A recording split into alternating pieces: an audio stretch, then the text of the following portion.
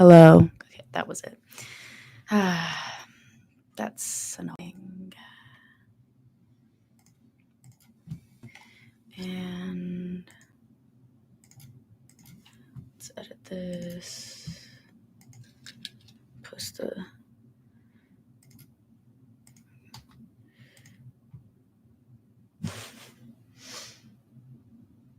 Oh, that's nice. I hope that's the new thumbnail instead of my face.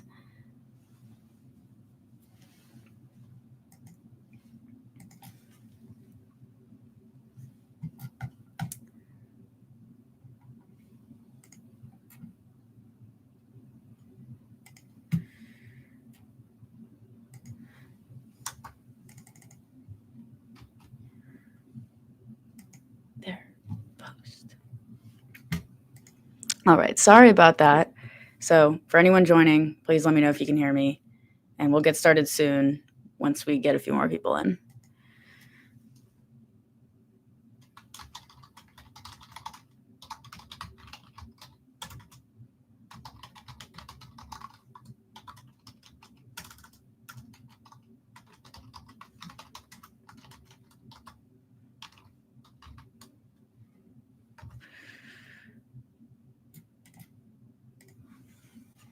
Okay.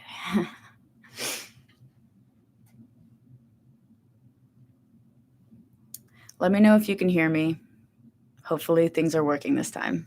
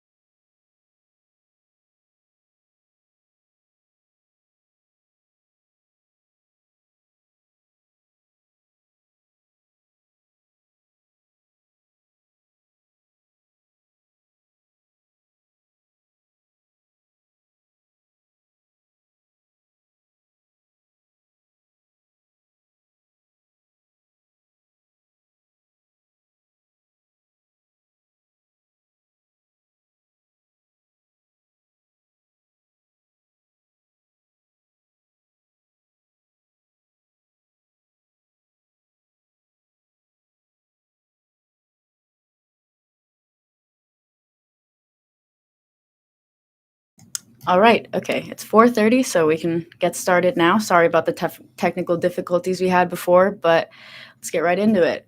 So the low has officially jumped inland right around where Sitka is over here on the western side of Baranof Island.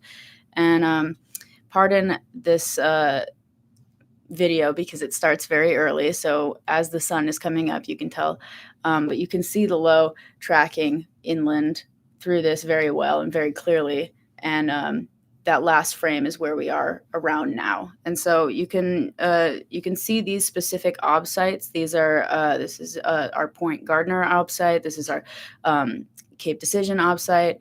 We've got Port Alexander as well. So there's a bunch just around here that you can see very clearly what direction the wind is blowing at that time. And so you can see it really go from a southeast flow to more of a, as the low jumps in, more of a southwestern flow as we were expecting. And so that's going to go right up the channels. And we are starting to see our highest winds verify along the outer coast. So I've got some ob sites here that we can view. So Sitka actually just reached a gust of up to 51 knots, or 51 miles per hour.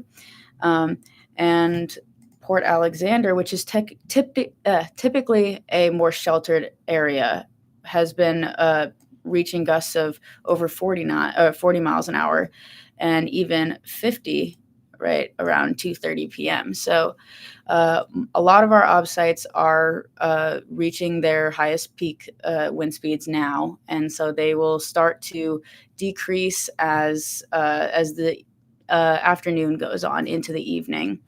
And we're expecting these wind speeds to just slowly die down. So they're still going to be elevated for a decent bit. So definitely stay vigilant and be careful during those times. Don't take the nice sunny weather that might follow for granted, because even if you see blue sky, the winds might still be whipping.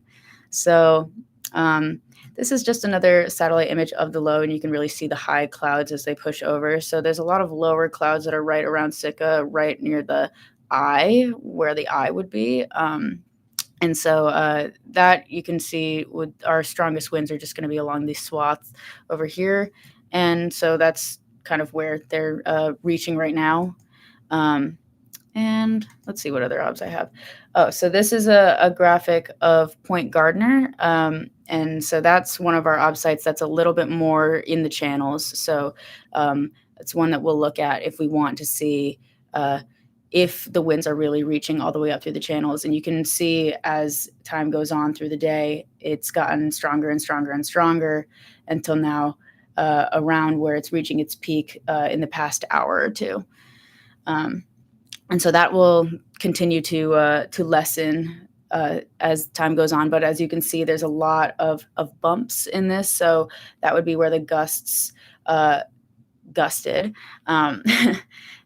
stronger than maybe the normal sustained winds. So it's very important to remember that on the back side of this low, you can kind of see it here, and you can even see it better with this image as well. All of these little popcorn clouds, the altocumulus are really pushing, and that's how you can tell that there's showers following the frontal band. So as you've probably heard, many areas in the southern panhandle saw some blue skies earlier, and everybody got very excited about that. But that's just pretty indicative of the main front having passed through, and all of the convection in the back kind of allowing for some scattered, some broken skies. So you'll be able to see blue, but as some of you may know, we did have thunderstorms push through earlier, so that can be associated with that as well. But those thunderstorms, the main impact of those thunderstorms aren't actually the thunder and lightning as much as it is the intensity of the showers as they pass. So associated with those showers will be gusty winds right when those showers are passing, and also heavier rains right when that shower is overhead. So it might be lighter rains up until that shower passes over, and then suddenly you'll get a really heavy burst of rains, and that can come on very quickly. So it's very important to know, and it also explains a little bit how the winds are going up and down so much, and why they might not be just sustained at one specific value. But I've got just an updated version of the timeline that we've been looking at previously, just to keep it updated. So we were supposed to do this live around 3, so that's why it says 3, but had some technical difficulties. So we're now reaching the 4 p.m., which is the end of the highest wind threat. But this is subjective, as it depends on the area that you're in. Some areas still may see very strong gusts even after this period. And storm force southwest winds are still very strong, so up to 55 knots of wind. And that's going to keep impacting Prince of Wales, and also southern Baranof, and going up into the channels up southern Chatham and Sumner Strait. And that's also going up into Frederick Sound as well.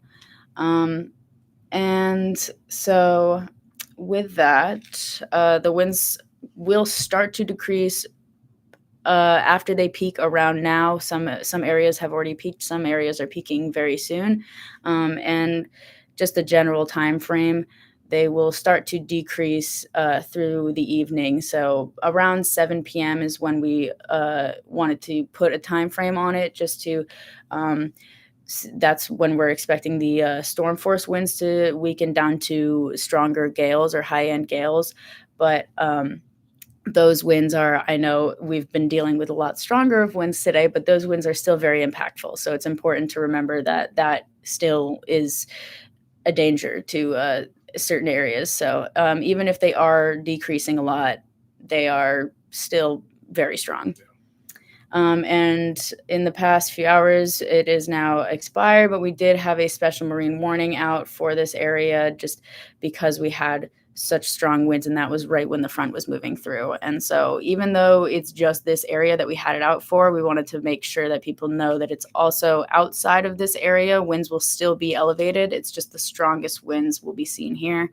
But that might mean that the winds in this little area could be 55 knots, and then right over here it could be 53 knots. So it's very important to know that winds outside the area will still be elevated, just not necessarily to the extreme that in that area that was denoted is. And I believe so. We're still looking at a pretty benign weather pattern for the rest of the week, which is nice. So we'll have some time after this low moves through to recuperate. We still have a lot of classic fall weather for the Panhandle, so still rainy conditions and maybe some breaks in the clouds, but for the most part, it will not be this atypical pattern that we've been seeing, and more going back into our typical fall patterns.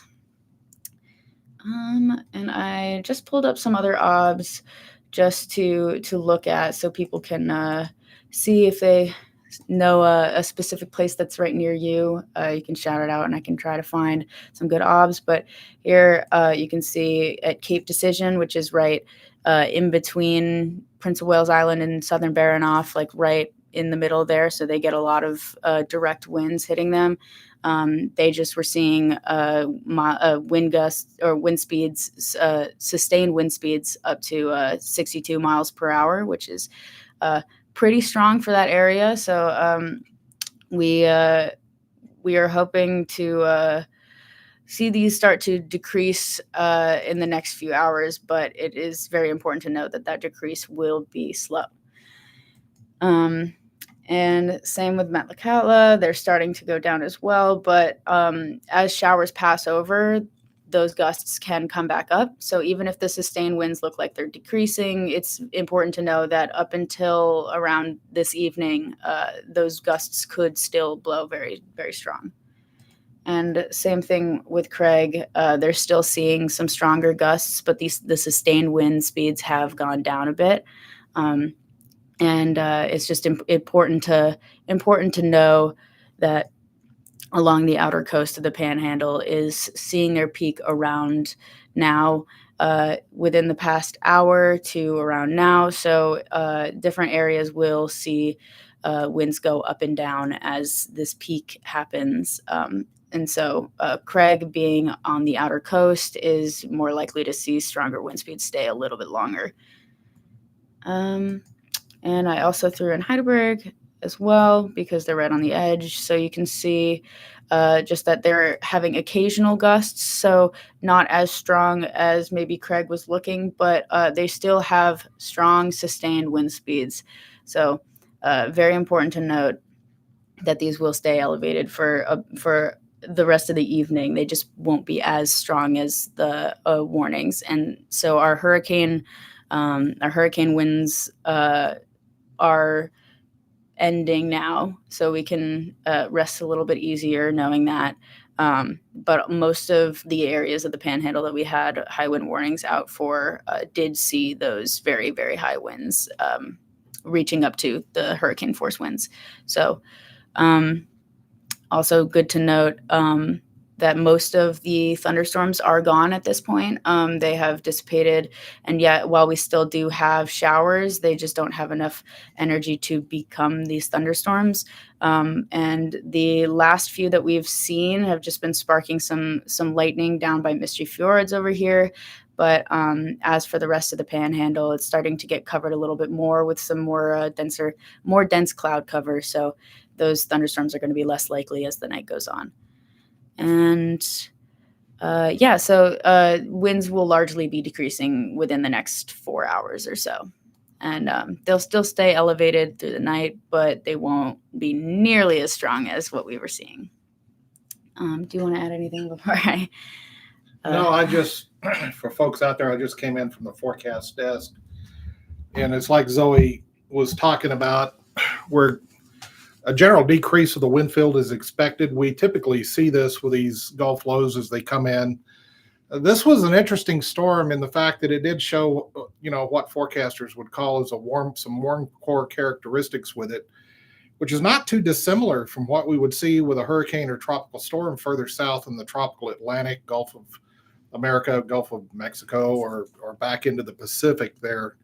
So I would, it showed some, I do have some experience working south with hurricane country over the years, and I saw a lot of similarities with this as what we typically see with a strong tropical storm or like a Category 1 hurricane, that we would typically see something that we would see down towards the south. This is transitioning to cold, more of a pure cold core system as it's working up to the coast here. And that means that, we do see a little expansion of the storm force winds towards the end here. We did see the hurricane force wind fields go from about, from the center out to 90 nautical miles while it was offshore, to shrink down to, much smaller. The hurricane force winds that we did see on NexRad came in south of Sitka. Southern sections of Baranof Island, we think very likely did see some winds in excess of 60, 70 knots there. But we didn't, unfortunately, we have no observation sites along those areas, so we may never know until people get out and about, and we may see some trees down and things like that down in those areas. So the threat, folks, one thing we do want to stress, the threat was definitely there. This thing had a very strong wind field from the south side all the way around, looping around to the northeastern side. And we knew that it was going to really deepen over the last few days as it moved up into the eastern Gulf of Alaska. It got fairly strong overnight, really became the strongest point during the mid-morning hours this morning, and is now weakening as it works up towards the central sections of the Alaska Panhandle here. And the forecast, was not that off as far as the track goes. I do have to hand it to the folks that develop our numerical models. This thing looked like the numerical modeling was pretty close in what we saw in the wind fields. We did see some higher winds work up towards Sitka. We did have a 54 knot, roughly around 60 mile an hour report from the airport here in the last hour, as we had a band of stronger showers on the kind of on the northeast side of this low work up towards the city of Sitka there. But again, it looked like to us from what we saw from the forecast floor today, the area of higher winds was across southern Baranof, maybe the far northern sections of Prince of Wales, moving up into the southern sections of Chatham Strait, all the way up into the southern sections of Admiralty Island there, south of Hoonah, towards Point Gardner. Point Gardner did measure hurricane force winds in excess of 74 miles an hour. And that's something that we did expect, but it's very exposed there at Point Gardner. So we did get a full sampling of the hurricane force winds there. So fortunately, we didn't get any reports from people in boats and things out on the water today, and that's very good, because it got, as we term in the meteorological world, it got very nautical out there several points today. So I do say that I'm glad to see this thing going inland now, and we've not had any serious damage reports, which we're very fortunate that it seems to have missed the areas where we had the most people. So This is just one of our buoys that's off the coast, and this is the one that saw most of the impacts. So you can just see as the data comes in here, the peak wind speeds that it did reach, and the gusts that accompanied with it, and these are the wave heights. So you can see that they were very, very tall during the peak of this storm. I think the maximum we saw was about 32 feet today, south of buoy 084 off of Cape Edgecombe there. Yeah. So, and it's also very important to note that even though we don't have observations in every single location of the Panhandle, it is very big. That is actually why we rely so much on our community as well, because getting pictures or videos or even just observations from people's own systems, wherever they're from, they are a great way for us to be able to know what happened in areas that we might not have observations in or might not be able to specifically see. And so if you have any videos or pictures or any damage reports or anything that you would like to share with us, I'll throw our email in the chat, but please make sure to email us at juno.weather@noaa.gov. And that's in the chat there for you if anybody would like to email us. And yeah, that's very important. We love to hear from people and see, I guess, how our forecast had played out for each area, and especially because there's so many small communities in Alaska and specifically Southeast. I think one thing that we want to stress, we still have some high wind warnings up for sections of Baranof, and that's going to be for the winds that are up around 50, 60 mile an hour in gusts mostly. As this thing winds down, we do have storm warnings up for some of the waters there, particularly where we do think we're seeing most of the storm force winds is going to be kind of working up into the southern sections of Baranof there, through Chatham Strait up towards the southern sections of Admiralty, and pretty much gale warnings almost everywhere else around that. So Yep. not a good day to be on the water still, well into the evening hours here. But I think tomorrow we're looking at completely different setup. So yes, if you have storm reports, you do have maximum wind reports, you're welcome to send those here to the Weather Service. We'd love to get your reports and include that in our post analysis of what this looked like. Yeah. And we do learn from every storm. So yes. That's part the of being best a way to. yes, part of being a forecaster is you always look back to see how things verified after the forecast. And the best way to do that is to talk to the public. So we also are always here 24/7. So if you have any reports that you want to specifically tell us verbally, feel free to call at any point. We always have forecasters here that'll be answering the phones. All right.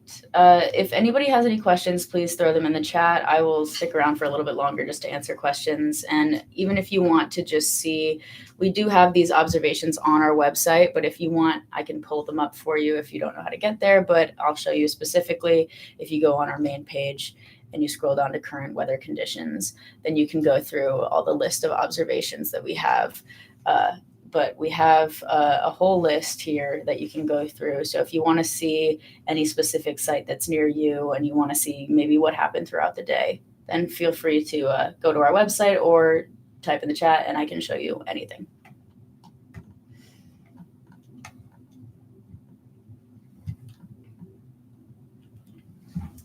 Cool.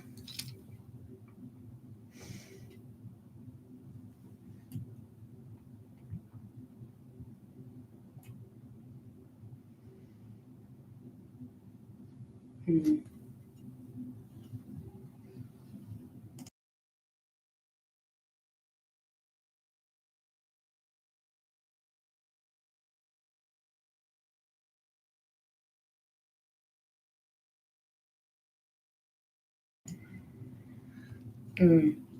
We hope that everybody is doing all right after this system. And we know it was very intense and scary wording to go along with it. So we hope that everybody is safe and out of harm's way.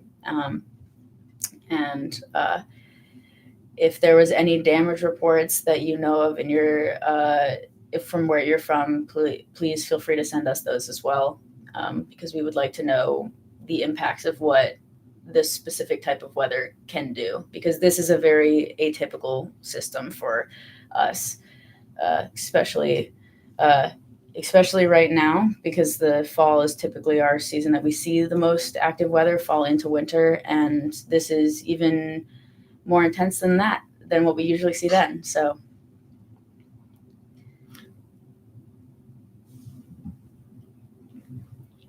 all right. All righty, folks. Well, we'll end with that. It's this will be the last update, I think, Zoe, that we'll be doing for today on this storm. So, Yeah, you we know, might we post. do, you know, this Mhm. for Gulf low systems, this one came in a little bit stronger. I'm glad to see that it's ending um, as we would typically see a Gulf low system as it starts to move inland across southeast Alaska. So, we're very happy that some of those higher winds that we were seeing today in the NexRad data and also in our satellite data, we had what we call SAR data, where we can look at the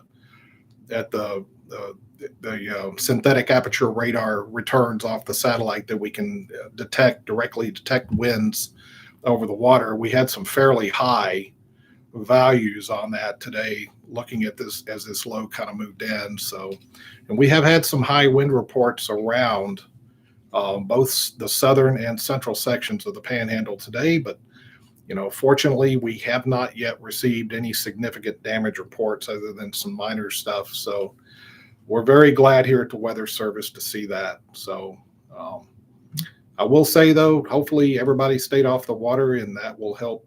That has helped keep people safe across the region today. And we want to thank all of our partners in emergency management and everybody that helped us get the word out on this storm and all the communities across and villages across southeast Alaska. So with that, I'm going to head back to the desk and finish up for the day. All right. So, well, thank you all for tuning into the live, and feel free to email us at any point, call us at any point, or just throw a comment on our Facebook or X pages, and we will answer those. So thank you. All right.